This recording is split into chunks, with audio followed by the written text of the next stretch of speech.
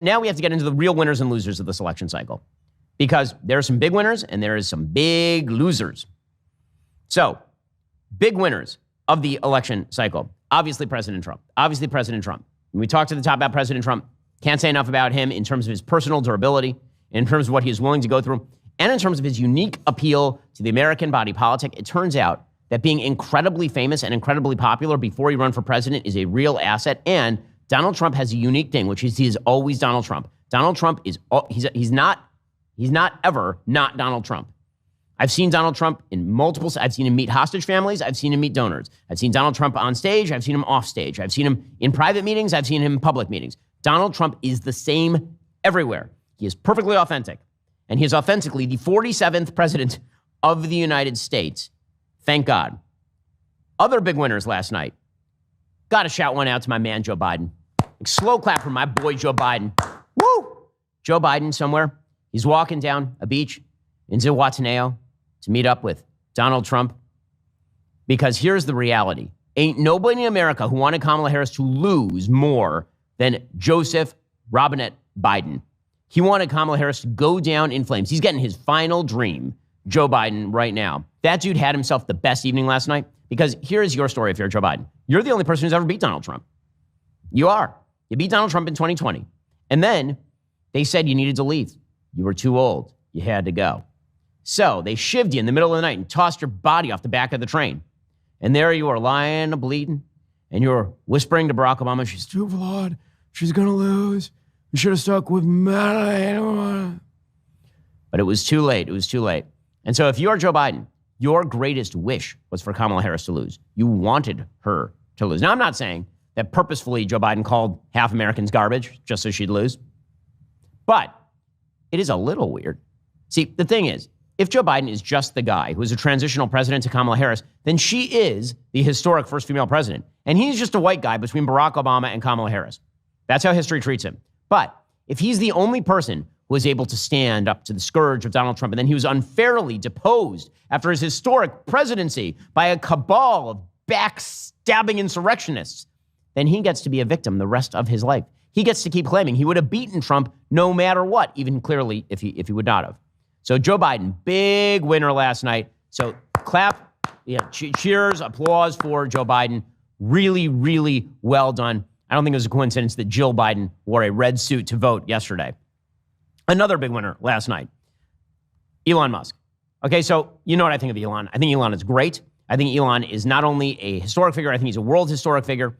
His optimism about technology, about the nature of human beings, about the necessity for more human beings, about innovation, about entrepreneurship is awesome. It's just awesome stuff. It's great. And Elon Musk put everything on the line here because the Democrats were already making noises. His head was on the chopping block if Donald Trump lost. And everyone knew it. Rachel Maddow was calling for him to lose all government contracts, despite the fact that he is still running the only truly efficient space program in the world right now.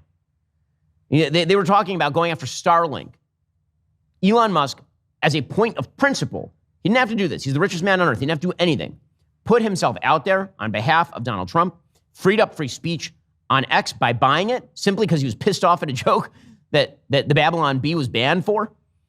And then he proceeded to sink millions of his own dollars into a get out the vote effort on behalf of Donald Trump. He wins big. Elon, American hero. Other winners, Joe Rogan. Okay, Joe Rogan, and frankly, my entire alternative media industry. So listen, Joe is the granddaddy of us all when it comes to the podcasting industry. Joe Rogan not only endorsed Donald Trump, him having on Donald Trump and J.D. Vance in the late stages of the campaign, reminded people that these are authentic humans. And it's Kamala Harris's fault that she couldn't go on Joe Rogan. That is totally her fault. You want to know why you couldn't reach over to bros? Kamala, the reason that you couldn't reach out to bros is because it turns out you wouldn't even talk to bros. You don't understand bros. But Joe Rogan does, and he was shamed for this. And he was hit with whips and scourges for the great sin of talking to the bros. And guess what? The bros had their revenge last night. And I like Joe personally. I'm friends with Joe personally. Joe has stood up to a lot of bullcrap over the course of the last 5-10 years. Congratulations to Joe Rogan, who put himself out there when he didn't have to. And congratulations to us as an extension, all of us in the conservative media. Don't want to pat ourselves on the back, but some of us worked pretty damned hard in this election cycle against the Kamala Harris Democratic Party machine. Some of us sank hundreds of thousands of our own dollars into, say, flying across the country to campaign with various Republican Senate candidates, and then spent pretty much every working hour trying to figure out ways to ensure that they would not regain power after Inauguration Day. And so, the alternative media worked. We countered the narrative. We did it. And frankly, you should subscribe because we did that. I mean, you should join us. I know many of you already are. I know you are fighting too.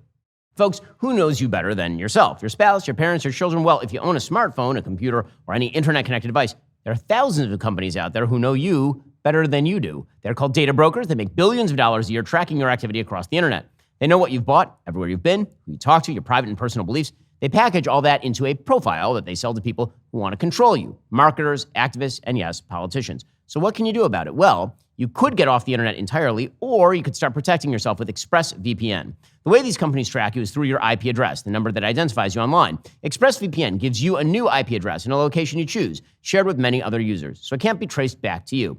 Because ExpressVPN encrypts and reroutes your network connection through secure servers, your internet traffic is so private that not even your internet provider can get their hands on it, which is good because, in the US at least, your ISP is legally allowed to sell your activity to whomever they want, including data brokers. With ExpressVPN, you can either connect to the closest server automatically, or you can choose a new location in any of 105 different countries around the world. ExpressVPN works on smartphones, laptops, tablets, any device that you can connect to the internet. Just one click and you've got private, secure internet. Right now, you can get 3 extra months of ExpressVPN for free. Go to expressvpn.com/election to learn more. That's expressvpn.com/election to reclaim your privacy today.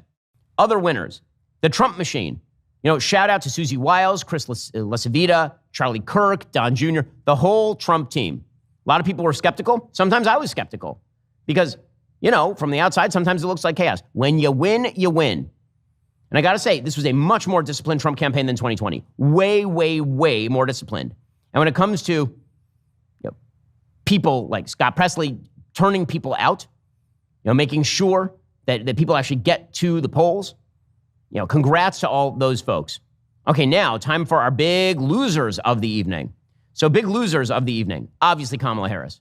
Man, oh man, was the empty vessel shattered. Kamala Harris was never joy. She was never brat. She was never nothing.